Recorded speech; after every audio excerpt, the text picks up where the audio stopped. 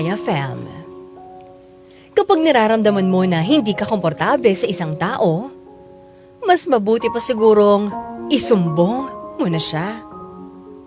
Kahit na masasaktan pa sa katotohanan ang minamahal mo. Itago niyo lang ako sa pangalang Aika, 28 years old, palagi nakikinig sa Dear IFM. Mayora, kakaiba ang kwentong ibabahagi ko sa inyo. Pasensya na sa mga couple listeners ko, pero medyo masela nitong kwentong mapapakinggan yung gayong gabi. Minabuti ko rin na palitan ang mga pangalan ng mga taong kasama dito para na rin sa kanilang proteksyon. Ang hinihiling ko lang, huwag niyo naman sana akong husgahan habang pinapakinggan niyo ang aking Dear IFM. Sana, intindihin niyo kung ano ang pinagdaraanan ko. Mukhang macho-macho natin ngayon ah. Galing po ba kayo ng gym? Ikaw talaga ay ikaw. Inuuto mo pa ako. Well, oo. Nag-gym ako. Ilang araw na rin kasi ako hindi nakakapagbuhat eh. Hindi ko naman po kayo inuuto. Talaga naman pong kahit sa edad nyo ngayon, looking good pa rin po kayo. Uy, maraming salamat. Nag-iingat kasi ako sa mga kinakain ko eh. At saka sinisigurado ko na talagang nakapag-exercise ako. Mabuti pa po kayo, Tito Jack. Yung iba po kasing kaedaran nyo, hindi na ganun ka-active. Ay, maganda po yung lifestyle nyo. Oo naman. Bata pa lang ako, yun na talaga yung goal ko. Maganda yung mindset ko sa buhay ko eh. Yung tatay ko nga po, mabilis na rin pong mapagod eh.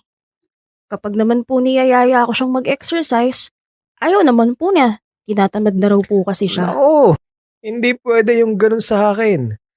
Dapat hindi nawawala yung pagiging active. Ano po kayang dapat gawin no para makumbinsi ko siya? Tigas na po kasi talaga yung ulo nun eh. Ganun ba? Matigas din ako eh. Ano po yun, Tito? Wala. Ang ibig kong sabihin, matigas.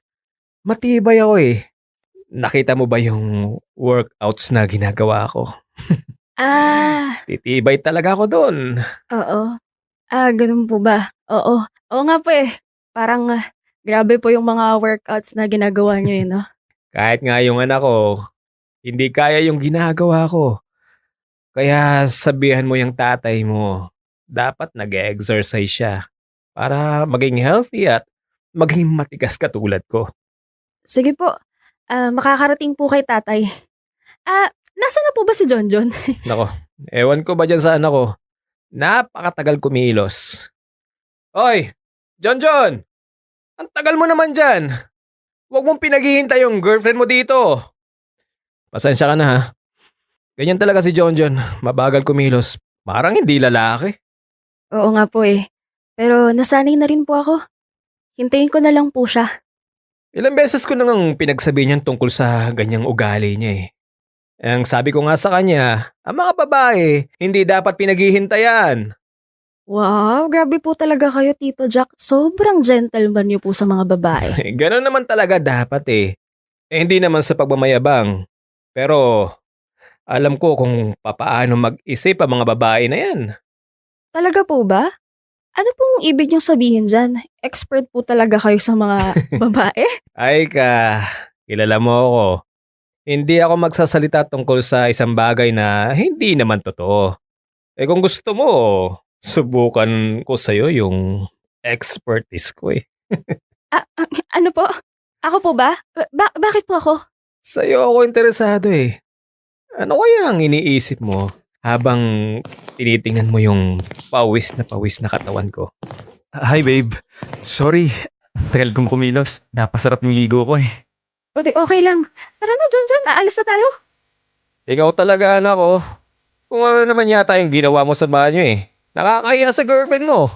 Sige na, lumakad na kayo. Sayang nga ka. Hindi ko pa naipakita sa'yo kung gaano ako eksperto. Pero huwag ka mag-alala. Pagbalik mo dito, magpapakitang gilas ako sa'yo. Mabait naman ang pagkakakilala ko kay Tito Jack. kaya magaan agad ang loob ko sa kanya. Hindi niya pinaramdam sa akin na mahihirapan pa akong pakisamahan siya bilang girlfriend ng kanyang anak. Hindi ko siya pinupuri para lang utuin ang tatay ng boyfriend ko. Totoong malakas pa rin talaga ang datingan niya at maganda pa rin tingnan ang katawan niya kahit na may edad na rin siya. Hindi na rin nakakapagtakang may mga babaeng mas bata pa sa kanya ang talaga namang naa-attract pa rin sa kanya. Ang sabi nga sa akin ni John, hindi lang daw nagseryoso ang tatay niya sa mga babae dahil mahal pa rin daw nito ang kanyang nanay. Na ngayon, may kinakasama ng iba. Pero Mayora, nitong mga huling beses dumadalaw ako sa bahay nila, parang iba na yung nararamdaman ko kay Tito Jack. Kung dati ay magaan ang pakiramdam ko kapag nandyan siya, ngayon naman, parang hindi na ako komportable kapag kasama ko siya. Aika, nagtatanong nga pala si Papa sa akin. Kinukumusta ka? Talaga? Bakit niya ako kinukumusta? Wala lang. Matagal ka na raw kasing hindi dumadaan sa bahay. Namimiss ka lang niya siguro. Okay. Di sabihin mo, marami lang akong ginagawa. Parang hindi naman. Magkasama nga tayo ngayon eh. Hindi busy rin talaga ako sa trabaho. Nagkataon lang na weekend ngayon. Kaya nakapagpahinga ako. E di kung ganun pala, punta na lang tayo sa bahay. Andun si Papa ngayon. John, ayoko nga eh. Gusto ko munang magpahinga. Kaya nga tayo nandito lang sa bahay. Makakapagpahinga ka naman dun sa bahay, babe. Mas masaya pa nga eh kasi andun si Papa. Alam mo, John, ang fresh mo ngayon. Ang gwapo-gwapo mo, oh. Parang ang linis-linis mo tignan. Parang wala kang mikrobyo sa katawan. Siyempre, baka sa sabong panligo lang ginagamit namin yan. Shield Bath Soap, recommended by the Philippine Nurses Association. Kaya naman pala sobrang fresh ng boyfriend ko dito. Kaya dito na lang tayo sa bahay para ma-enjoy kita. Ikaw talaga. Sa tingin mo ba, hindi ko nahahalata yung mga ginagawa mo? Iniiba mo yung usapan ha? Ayaw mo talagang pumunta tayo sa bahay no? Well, bakit ba? Ayaw mo bang makita si Papa? Hindi naman sa ganon, John. Walang ganon. Gusto ko lang dito muna tayo sa bahay. So, bakit nga? Hindi ka naman dating ganyan ah. Kapag nagkikita at nag-uusap naman kayo ni Papa noon, tuwang-tuwa ka sa kanya. Ano bang nangyari sa'yo? Wala nga. Okay lang ako. Basta, ayoko munang umalis ngayon. Ay ka, umamin ka nga sa akin. Iniiwasan mo ba yung tatay ko? Hindi nga. Ang kulit mo talaga. Bakit ko naman siya iiwasan? Yan nga yung mismong tanong ko sa'yo eh. Meron bang nagawa si Papa sa'yo na hindi mo nagustuhan? Magsabi ka nga ng totoo sa akin. Huwag kang mag-alala. Hindi ako magagalit sa'yo. Sure ka ba talaga dyan? Baka mamaya, kapag may sinabi ako tungkol sa papa mo, bigla ka na lang makipag-break sa akin. Sinasabi ko na nga ba eh. E di meron kang problema kay Papa. Sige, huwag muna tayong pumunta ngayon sa bahay. Pag-usapan muna natin yan. Gusto ko lang naman na maintindihan ka eh. Sige na. Wala ka pa nun eh. Hinihintay lang kita dahil naliligo ka pa nga eh. Nasabi ko lang kay Tito Jack na looking good siya. Kasi nga, galing siya sa gym. Tapos kung ano-ano yung mga sinabi niya sa akin. Ha? Ano-ano ba yung mga sinabi niya? Ikaw naman, baka kung ano lang yan. Masyado mo lang sigurong sineryoso yung mga sinabi ni Papa. Basta, mga double meaning eh. Ayokong sabihin creepy yung papa mo. Pero nung mga oras na yun, hindi talaga akong komportable sa kanya. Alam ko na yan. Ay ka naman oh. Nang dahil lang dyan, natakot ka na kay Papa. Wala lang yun. Ganun lang talaga si Papa pagdating sa mga babae no. Kilala mo naman siya. Ladies man talaga siya. Medyo pilo lang kung humirit, pero walang ibig sabihin yun. Wala siyang gagawin na makakabasto sa'yo. Huwag ka matakot sa kanya. Malaki naman ang tiwala ko sa boyfriend ko kaya kahit nandun pa rin yung kaba ko tungkol kay Tito Jack, mas pinili ko na lang ang makinig sa kanya. Baka nga naman kasi nag-overreact lang ako sa mga ginagawa sa akin ng tatay ng boyfriend ko. Baka Baka yun lang talaga ang paraan niya para ipakita ang panglalambing niya sa akin bilang isang anak. Medyo nakonsensya nga rin ako, baka nasaktan ko rin yung feeling si John sa mga sinabi ko tungkol sa tatay niya. Siyempre, tatay niya pa rin yun. Hindi na lang niya siguro pinakita sa akin kung anong totoong nararamdaman niya sa pagsusumbong ko para wala na lang siyang issue sa aming dalawa. Tinanggal ko na lang sa aking isipan yung paghihinala sa tatay ng boyfriend ko. Pero dahil sa isang pagkakamali, mukhang malalaman ko kung ano ang katotohanan. Grabe! Ang ganda ng panood natin, no? Oo nga eh. At hindi lang yun, ang gwapo-gwapo pa ng bida. Ano ka ba? Tama ka dyan. Alam mo, Aika, ang ganda pa ng, ang ganda ng katawan. Ang laki-laki niya. Uy! Ikaw ano yung malaki sa kanya? Bes, tumigil ka nga dyan. Ang ibig kong sabihin, yung bida dun sa pinapanood natin. Malaki siyang tao. Ikaw talaga kung ano-ano yung mga iniisip mo. Ikaw yun lang ba? Ang akala ko kung ano yung malaki. Ewan ko sa'yo. Pero aminin ko, ang tikas-tikas niya talaga. Kung makukulong ako sa bisig niya, hindi ako magrereklamo. Ikaw kita mo yan. Pinagsasabihan mo pa ako, ikaw naman pala yung sabik na sabik dun sa gwapong yon. Hindi ko ba matago? Ang gwapo-gwapo niya kasi talaga, friend. Panalo yung katawan, parang yung boyfriend ko. Ikaw nasingit mo pa talaga yan O nga pala, nasan si John? Tsaka ba't di siya sumama sa atin? May lakad din daw siya ng barkada niya. Tsaka, hindi rin daw niya trip yung pinapanood natin. So, kaya hiwalay kami ngayon. Mabuti na nga yun. Baka mamaya magselos pa yun dun sa pinapanood natin. Ikaw pa ang mabad trip. Di yun. Movie lang yan, ano ka ba? Hindi naman nagsiselo si John kapag may type akong artisti. Talaga? Buti ka pa. Yung ex-boyfriend ko kasi may pagkabaliw. Ewan ko dun, may pagkabaliw ata yun. Lahat na lang, pati karakter sa anime, sa kung ano-anong pinapanood ko. Aba, pinagseselosan niya, nakakaloka, di ba? Ay, oo nga pala. Huwag mo nang babalikan yun ha. Ay, pero alam mo, grabe. Nang dahil dyan sa pinapanood natin, parang na-miss ko bigla yung boyfriend ko. Ano ka ba, Aika? Malamig sa loob sa sinihan kanina. Baka kung ano yung nararamdaman mo, kaya bigla mong namimiss si jowa, Oo nga eh. Ilang araw na rin kasing hindi kami nagkikita. Parang naaalala ko tuloy yung mga gabing magkasama kaming dalawa. Uy, iba na yan. Aika umayos ka nga. Kung talagang hindi mo na mapigilan yung sarili mo, syempre magkita na kayo ni John para mailabas mo na yung nararamdaman mo. Sandali nga lang. Imi-message ko lang yung boyfriend ko. Baby, punta ka sa bahay ng 6 p.m. Walang tao sa bahay. Tayong dalawa lang. Alam niya na ang ibig sabihin yan.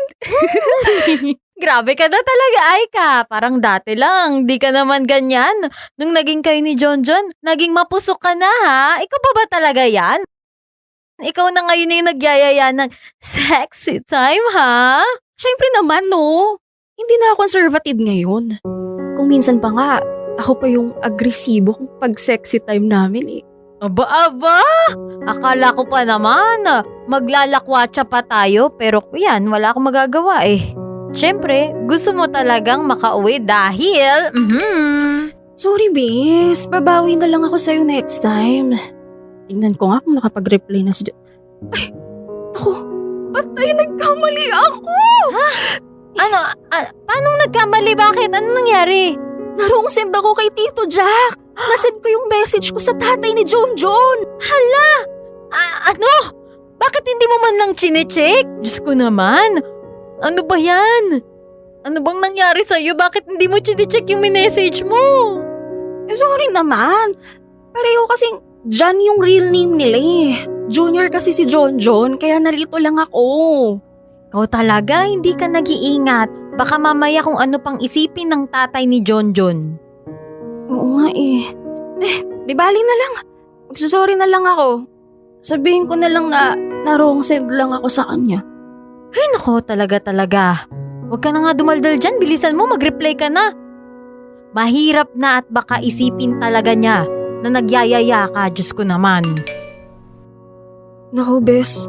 Nag-reply na sa akin yung papa ni Jonjon. Yan na nga sinasabi ko sa'yo na unahan ka na, ang bagal mo kasi. Ano bang reply niya sa'yo? Ang sabi niya, hindi nga ako nagkamali. Gusto mo pala talaga ako? Huwag kang mag-alala. Pagsapit ng alas 6, nandyan na agad ako. Siguradong mag-i-enjoy ka habang magkasama lang tayong dalawa.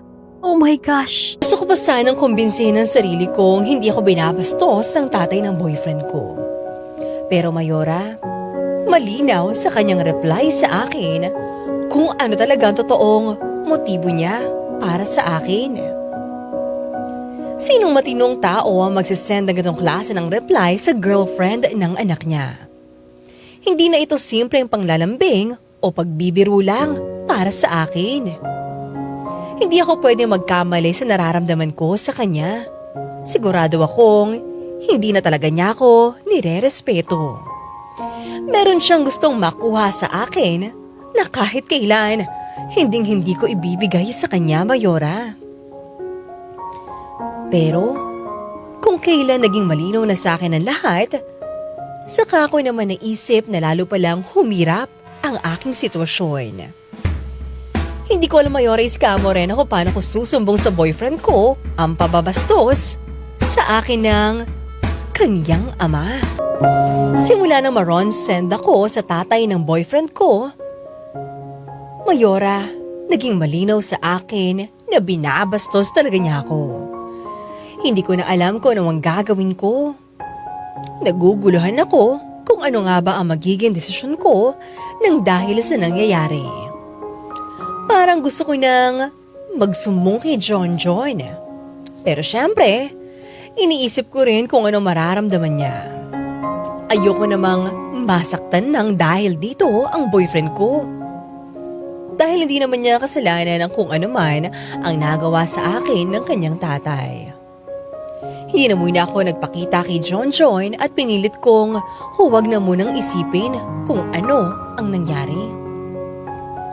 Pero parang kahit ano pa ang gawin ko para lang makaiwas sa gulo, gagawa pa rin ng paraan ng demonyo para makalapit sa akin ito. Hello, Tito Jack? Napatawag po kayo. Bakit po, may problema po ba kayo? Bakit hindi ka na pumupunta dito sa bahay? Ay, sorry po, Tito. Marami lang po kasi akong ginagawa eh. Kalokohan. Iniiwasan mo lang yata ako eh. Hindi naman po.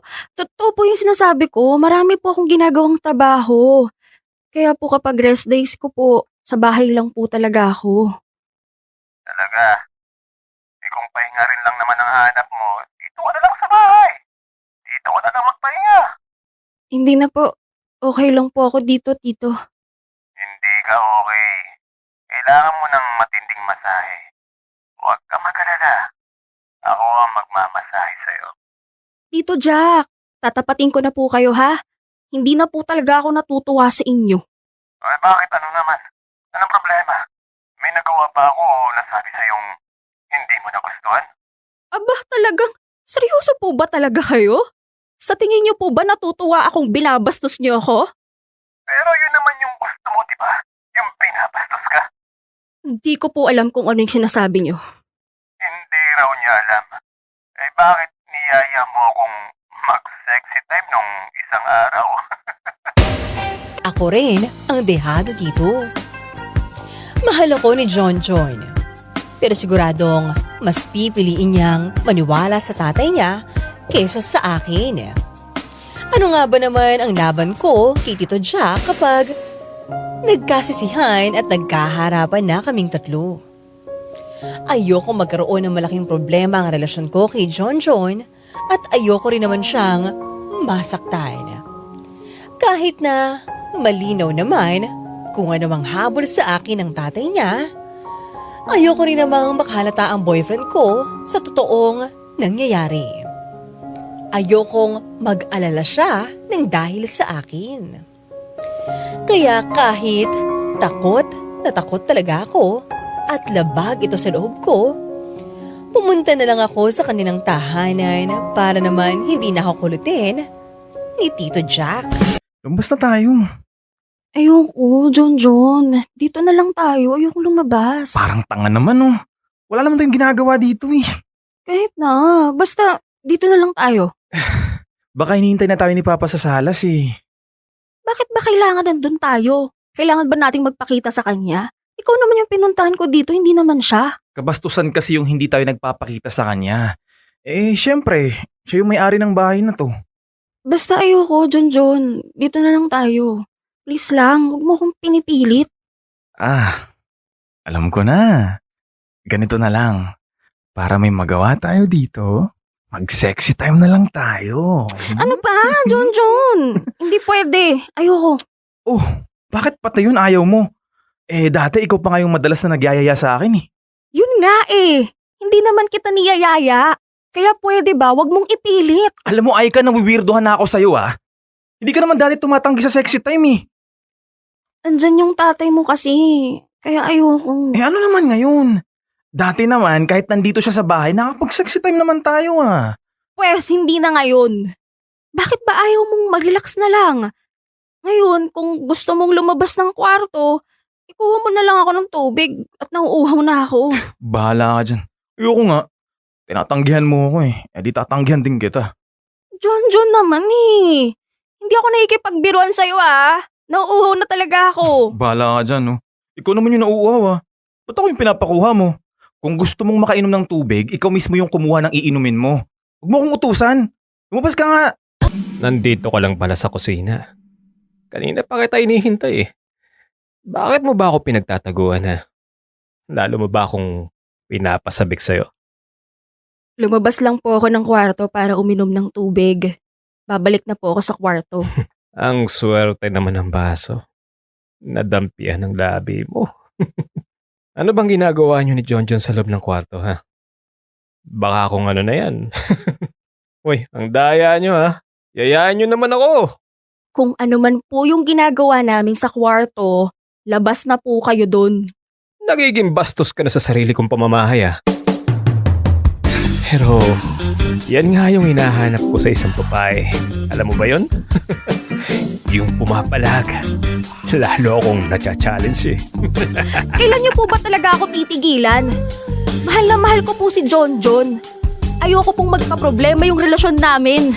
Ayaw mo pala eh. Eh di, pagbigyan mo na ako sa gusto ko, ano? Pumunta na nga po ako dito sa bahay niyo, Tito eh. Nakita niyo na po ako. Ano pa po bang gusto niyo sa akin? Eh, alam mo naman kung ano yung kailangan ko sa'yo eh. Sige na, ibigay mo na yung gusto kong makuha sa'yo. Huwag ka na magpakipot dyan. Ikaw naman yung nagyaya sa akin, di ba? Narungsad nga lang po ako eh. Huwag ka nang lumusot pa. Hindi wrong send yun, alam ko. Sinadya mo talaga yun. Ano? Okay lang yan. Alam ko namang sabi ka na rin sa akin eh. Huwag ka nang kabahan dyan. Sumunod ka na sa akin. Hindi naman ito malalaman ng anak ko eh. Sige na! Natatakot ako sa gustong gawin sa akin ng tatay ng boyfriend ko. Pero di ko matatanggi kung ano ang totoo. Kasalanan ko kung bakit nangyayari sa akin ito. Kung nag-ingat lang ako sa pag-send ng message sa boyfriend ko, hindi ako mapupunta sa sitwasyong ganito. Hindi ako biktima lang dito at kailangang maging responsable rin ako sa nagawa ko. Kaya kahit ayokong pumayag sa gustong mangyari sa amin ni Tito Jack, pumilit na lang ako or napilitan na lang akong sumunod sa kanya. Matagal na raw niyang inaantay ang sandaling ito. At huwag na lang daw siyang tanggihan para hindi na lang lumala pa ang problema. Isang gabi lang naman daw ang hinihingi niya. Sinendya sa akin ang mga detalye kung saang motel kami magkikita at kung anong oras. Hindi na ako pumalagpak kay Tito Jack. Pagbibigyan ko na lang ang kanyang kagustuhan. Gusto ko na lang matapos ito para mapanindigan ang pagkakamaling nagawa ko. At para naman wala na akong tinatago sa boyfriend ko. Ano pang hinihintay mo, Aika? Sige na, pagbigyan mo na ako. Pagis na ako sa'yo, dali. Sandali lang, Tito. Hindi ako handa eh. Hindi pwedeng hindi ka handa. Matagal ko nang hinihintay ito eh. Hindi ko na mapigilan yung sarili ko eh. Dali. Kinakabahan kasi ako. Huwag ka nang Tito. kabahan pa. Matagal mo nang ang ginagawa to eh. Hindi naman pwedeng si John lang yung makinapang sa'yo. Dali na. Tito, mahal ko po si John. Hindi ko po talaga magagawa to. Ay, yung pagmamahal na yan, kalimutan mo muna yan. Sige na. Ang mahalaga ngayon, yung tawag ng laman. Tito Jack, parang awa mo na. Ayoko talagang gawin to. Narongset ka lang po talaga Hindi, ako. Aika. Hindi totoo yan. Ito talaga yung gusto mo eh. Hindi mo lang akalain na papatulan ko yung message mo. Huwag ka na makonsensya dyan. Sige na. Kahit isang gabi lang, sigurado magiging maligaya na tayo. Dali na. Tito, hindi ko po ginusto to. Mahal na mahal ko po ang anak nyo. Huwag niyo pong palalain yung sitwasyon, Tito. Kalimutan niyo na lang po yung message ko sa inyo. Bakit ko palalagpasin yung pagkakataon na to? Unang beses pa lang na nakita kita, alam mo ba yun? Sobrang panghihinayang na naramdaman ko. Tito, Kung bakit ba naman napunta ang isang katulad mo sa anak ko at hindi sa akin. Kaya pasensya ka na. Hindi na kita pakakawalan pa. Tito, may kumakatok po, Tito. Anak ng tipaklong. Storbo naman to eh. Nagsisimula na yung labing-labing eh. Sino ba yan? Huwag kang magulo dyan. Inugulo mo kami. Inugulo mo kami ng labi-dabs ko eh. Tito, mukhang hindi po talaga matutuloy itong gusto niyong mangyari. Mali po talaga to eh. Matutuloy to. Matutuloy tayo. Hindi mo ako pwedeng bitinin dito. Storbo lang tong kumakatok na to eh. Hoy! Tumigil ka nga dyan! Naiingit ka lang siguro saan kasi maganda yung kasama ko dito. Umalis ka nga dito! Hayop ka! Lumayo ka sa girlfriend ko! Aika, dito ka! John, bakit ang tagal mo? Kanito ko pa hinihintay yung pagdating mo eh. Huwag kang mag-alala. Nandito na ako. Hindi ka na mabibiktima ng demonyong yan! Ano bang ginagawa mo dito? At paano mo nalaman nandito kami sa motel, ha? Dahil sinabi sa akin ni Aika kung ano yung totoo. Narongsen lang siya sa'yo.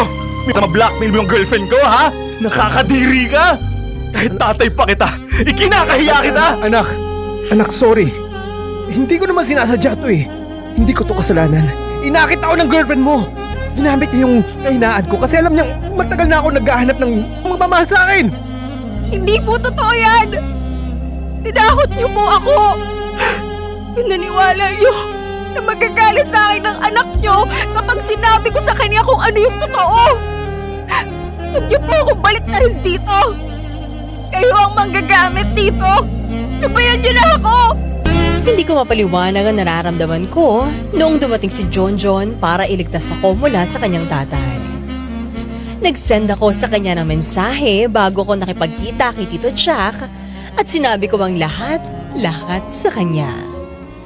Hindi ko alam kung paniniwalaan ba ako ng boyfriend ko kapag nalaman niya ang kasalanan ko kung bakit ginagawa sa akin ito ng kanyang tatay.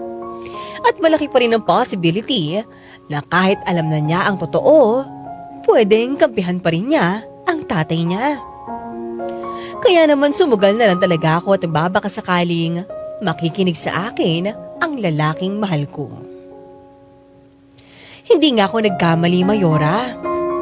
Ako pa rin ang pinili ni John kahit na alam niyang masisira ang relasyon nilang dalawang mag-ama. Sa ngayon, Mayora, nagsasama na kami ni John sa iisang bubong. Ayaw na rin ni John na makipag-ayos sa tatay niya dahil sa ginawa nito sa akin. Nasasaktan ako para sa boyfriend ko dahil alam kong itinatago lang niya ang kalungkutang kanyang nararamdaman. Pero sa ngayon, wala talaga kaming pagpipilian kung hindi ang lumayo sa taong minsang nanamantala sa nararamdaman kong takot mula sa kanya. Mayora Iska Morena, hanggang dito na lang muna ang aking kwento at maraming salamat. Lubos na nagmamahal, Aika.